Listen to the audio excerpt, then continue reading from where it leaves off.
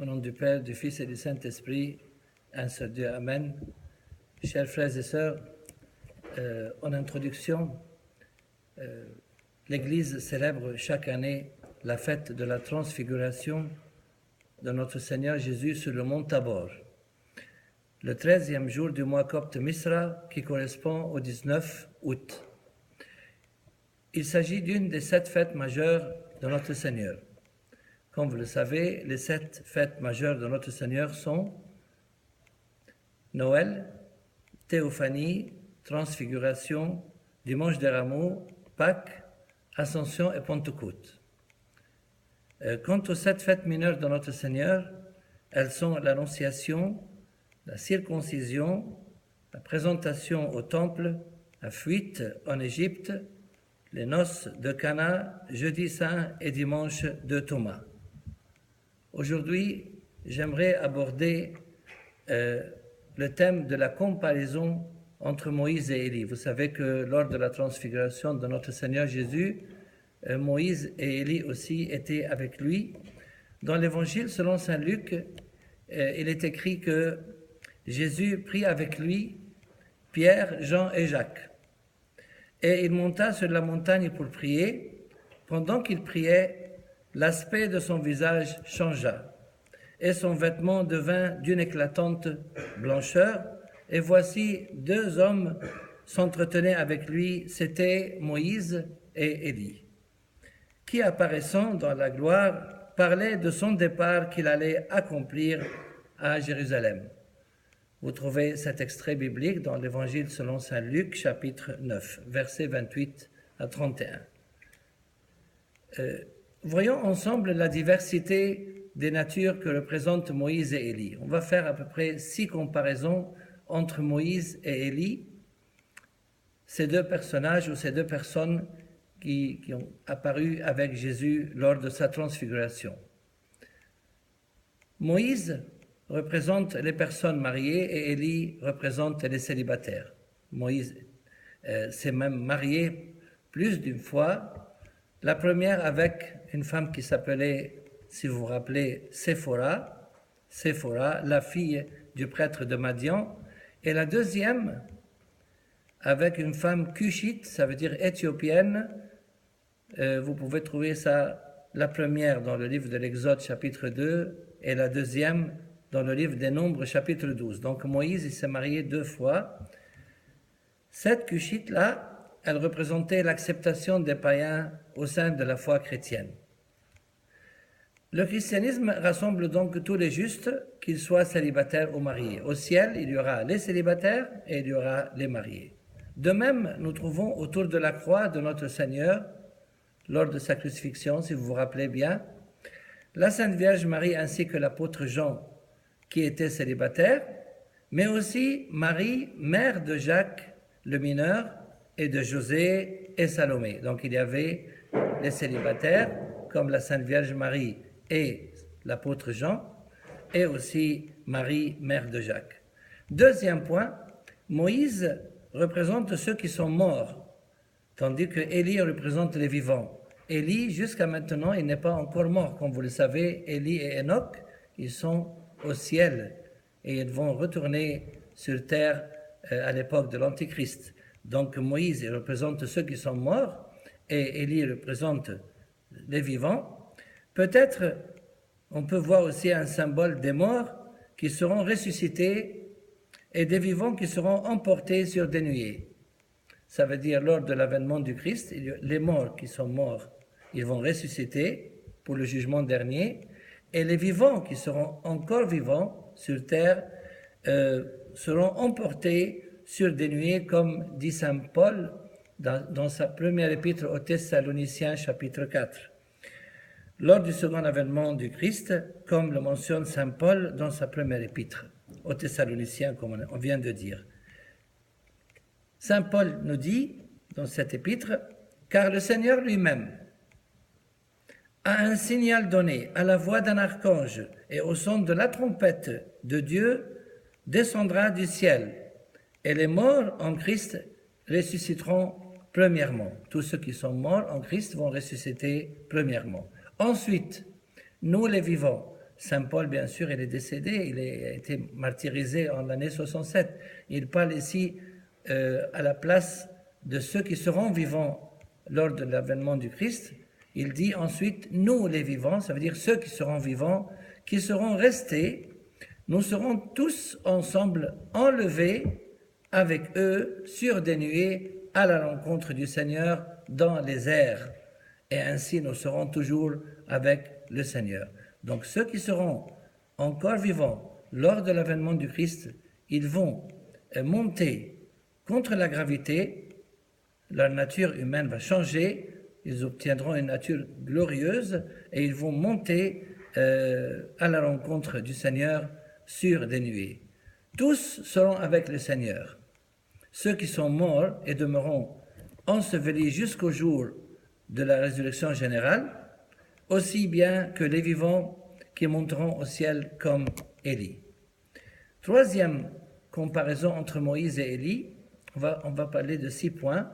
Le troisième point, c'est que Moïse, il symbolise ceux qui ont mené une vie familiale et sociale dans le monde. Parce que Moïse, il a vécu dans le monde et aussi il était marié. Alors qu'Élie représente ceux qui ont mené une vie d'ascète, comme celle qu'il a menée sur le mont Carmel. Élie, normalement, était un ascète sur le mont Carmel, et le fait d'aller de temps en temps pour voir le roi Achab ou pour se déplacer pour bénir la maison de la veuve, mais normalement, il habitait les montagnes. Au contraire de Moïse qui était marié, il a mené une vie sociale. Quatrième point de comparaison entre les deux, c'est que Moïse représente ceux qui assument la responsabilité du service de Dieu et celle de guider le peuple de Dieu. Il était le guide, un des grands guides du peuple de Dieu, tandis que Élie représente ceux qui optent pour la vie monastique. Il y a une différence entre Moïse qui guide tout un peuple pendant 40 ans au désert, vous vous rendez compte, et Élie qui a vécu une vie monastique. L'un a suivi le mode de la vie de Marthe, la sœur de Lazare, et l'autre celui de sa sœur Marie. Un, qui est Moïse, il a vécu comme Marthe en servant le peuple de Dieu, et Élie, il a vécu comme Marie une vie de contemplation et de méditation. Donc, chacune des deux catégories se trouvera en compagnie du Seigneur dans l'éternité. Vous allez trouver ceux qui ont servi Dieu dans la ville, dans la société, les pères de l'Église comme Athanase l'Apostolique, Saint Cyril d'Alexandrie, Saint Augustin, et vous allez trouver aussi Élie, Sainte Marie l'Égyptienne qui a vécu dans le désert de la Jordanie. Vous allez trouver des ascètes et vous allez trouver aussi des serviteurs de Dieu, vous par exemple, qui servent Dieu et qui continuent à servir Dieu dans le monde. Cinquième point de comparaison entre Moïse et Élie, c'est que certains estiment que Moïse représente la loi, alors qu'Élie incarne les prophètes. Car c'est Moïse qui a transmis la loi, les commandements à son peuple, tandis qu'Élie était un des prophètes. Sixième et dernier point de comparaison entre Moïse et Élie, c'est que Moïse symbolise la douceur et le pardon, alors qu'Élie représente le zèle sacré et le châtiment. Et il n'y a aucune contradiction entre l'amour, la douceur et le pardon, et le zèle sacré d'Élie et le châtiment. À propos de Moïse, vous savez, Moïse n'a pas commencé par la douceur et par le pardon. Moïse, un jour, vous vous rappelez bien, il a tué l'Égyptien, n'est-ce pas? Quand il a vu la querelle entre un Égyptien et un Hébreu, il a tué l'Égyptien. Il avait besoin de se calmer un peu dans le désert, seulement pendant 40 ans, n'est-ce pas? Pour qu'il apprenne un peu la douceur, mais il n'a pas commencé par la douceur et par le pardon. Donc, à propos de Moïse, la Sainte Bible nous dit que, finalement, voilà le résultat de l'entraînement dans le désert, que Moïse était un homme fort patient.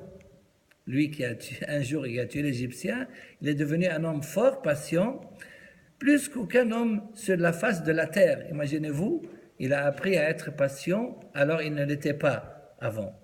Vous trouvez ça dans le livre des Nombres, chapitre 12, verset 3. C'est lui qui a intercédé en faveur du peuple, pour que Dieu ne le fasse pas périr. Dieu a voulu périr le peuple de Dieu, son peuple, dans le désert. Alors Moïse, qu'est-ce qu'il a dit à Dieu? Il lui a dit, pourquoi les Égyptiens, dirait-il, c'est par méchanceté qu'il les a fait sortir, c'est pour les faire périr dans les montagnes et pour les exterminer de la face de la terre. Il essaye de calmer, entre guillemets, Dieu, pour qu'il ne périsse pas son peuple. Et il dit à Dieu, il ose dire à Dieu, bien sûr avec beaucoup de modestie, reviens de l'ardeur de ta colère. Il dit à Dieu, reviens de l'ardeur de ta colère et renonce au mal que tu veux faire à ton peuple.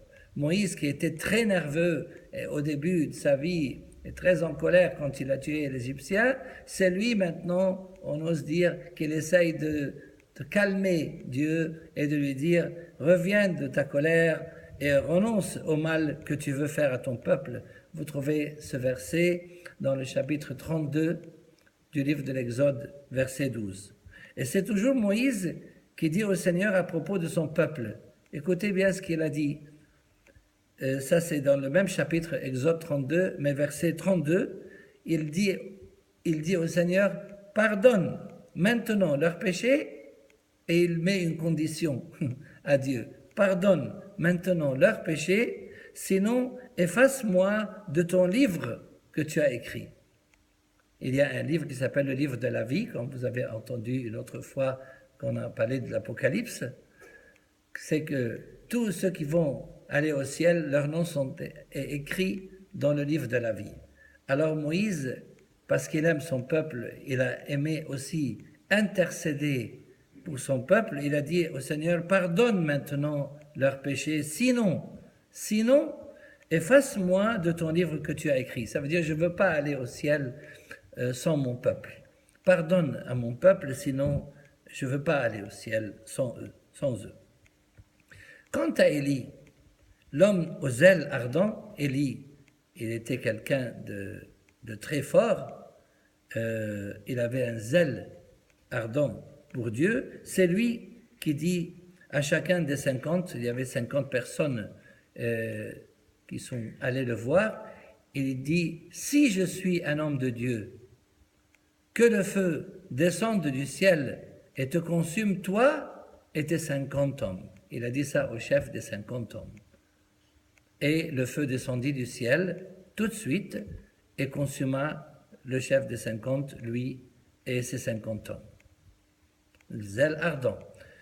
Et c'est Élie qui a dit aussi un jour, par le Seigneur vivant, le Dieu d'Israël, dont je suis le serviteur. Qu'est-ce que tu veux nous dire, Élie? Il n'y aura ces années-ci ni rosée, ni pluie, sinon à ma parole. Quelqu'un qui sait très bien que sa parole est entendue par Dieu, il a dit qu'il n'y aura ces années-ci ni rosée ni pluie, sinon à ma parole. Vous pouvez trouver ça dans le premier livre des rois, chapitre 17, verset 1. Et la même personne, Élie, c'est lui qui a blâmé le roi Achab. Qui ose blâmer le roi? Élie ose blâmer le roi. Comme Jean-Baptiste, vous vous rappelez, qui a osé blâmer le roi Hérode.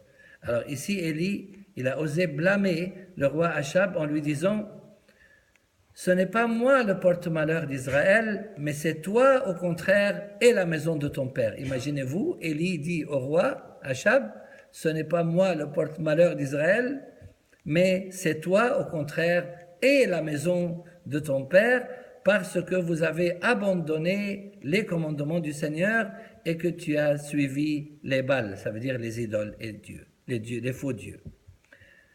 Donc, ainsi, dans l'éternité, la transfiguration sera accordée aux personnes pleines de douceur, comme vous par exemple, n'est-ce pas, et pleines de bonté et de pardon, aussi bien qu'à celles qui font preuve de fermeté comme Élie et comme Saint Jean-Baptiste. Ceci signifie que tous les justes partageront la gloire au ciel en compagnie de notre Seigneur Jésus. Qu'ils soient mariés ou célibataires, qu'ils soient dans la vie sociale et dans les familles ou dans le désert, qu'ils soient jeunes hommes ou jeunes femmes, garçons, filles, de tous les âges et de toutes les catégories, qu'ils soient des gens de douceur et de pardon ou de zèle ardent. Qu'ils soient célibataires ou mariés, comme je viens de dire, qu'ils aient consacré leur vie à la méditation ou au service de Dieu, qu'ils aient fait preuve de douceur ou de fermeté et qu'ils aient vécu dans l'ascétisme ou dans nos sociétés, l'essentiel étant qu'ils aiment et qu'ils aient mené une vie de sainteté et de justice. Tous les justes, quelle que soit leur nature, jouiront du royaume du ciel et ils seront glorifiés. Les uns comme Moïse font preuve de douceur et intercèdent en faveur des pécheurs. Quant aux autres comme Élie, ils font preuve de fermeté, ils débarrassent la terre de l'idolâtrie et redressent les pécheurs afin de les conduire au repentir. Les deux camps agissent ainsi pour l'amour de Dieu. Quelle que soit la personne, on est sûr que Dieu rassemble tous les justes dans son royaume éternel. En conclusion, chers frères et sœurs, demandons à notre Seigneur Jésus la bénédiction de sa transfiguration et qu'il nous accorde de prendre comme exemple Moïse et Élie, et gloire à Dieu maintenant et pour les siècles des siècles. Amen.